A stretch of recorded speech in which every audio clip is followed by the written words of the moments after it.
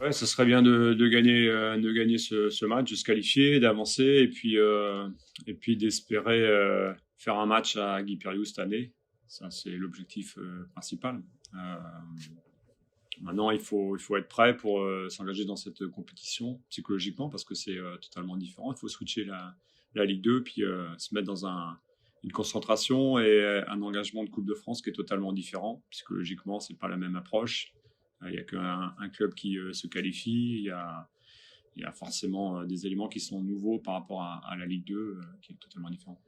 Ouais, quelque part, même si Saint-Brieuc, c'est pas une N2 classique, c'est voilà, il y a trois quarts de l'effectif qui était en national l'année dernière, qui a failli se maintenir. Comme nous, on a trois quarts de l'effectif qui était en national aussi. Donc, c'est des équipes qui sont très proches. Évidemment qu'on les connaît puisqu'on on les a joués régulièrement, championnat coupe depuis deux saisons.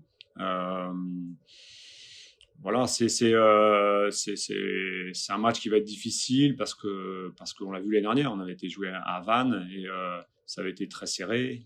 Tous les matchs de Coupe de France, moi je considère qu'entre des équipes, ça se nivelle vite, surtout quand en plus on a l'inconvénient de jouer à l'extérieur. Donc c'est vraiment se mettre dedans, avoir la volonté de se qualifier, d'aller au huitième tour et puis d'espérer surtout jouer à la maison. Mais on en est loin. Ouais.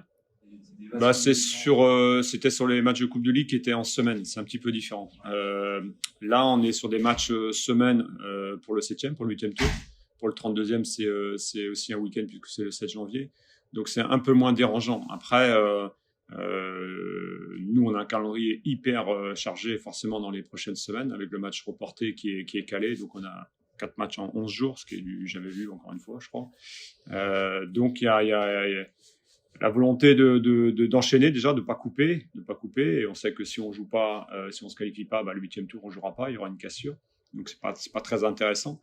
Après ça fait, voilà, ça a aussi l'envie d'aller dans une compétition qui est belle et qui a souvent réussi à l'US Concarneau, mais pas ces dernières années.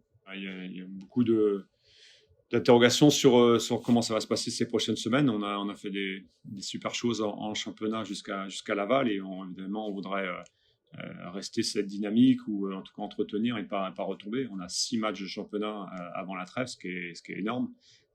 Et puis des matchs qui sont beaucoup rapprochés puisqu'il y a 3 fois des enchaînements avec match samedi-mardi, ce qui est pas commun. Donc, à nous d'être habiles, d'être aussi avec une bonne relation avec les joueurs pour savoir comment ils en sont, essayer de maîtriser au mieux le paramètre physique, tout en étant compétitif forcément pour aller le plus loin possible sur le championnat, mais aussi évidemment sur la coupe. L'idée, c'est encore une fois, c'est de mettre l'équipe la plus compétitive. Celle qui était la plus compétitive pour jouer contre Laval n'est pas forcément la même qui était compétitive contre la CA Ajaccio et qui sera la même. Là, en plus, on a forcément des joueurs qui sont pas là, vous le savez, par rapport aux sélections de Pape et puis de Axel. Donc, voilà, l'idée, c'est d'être...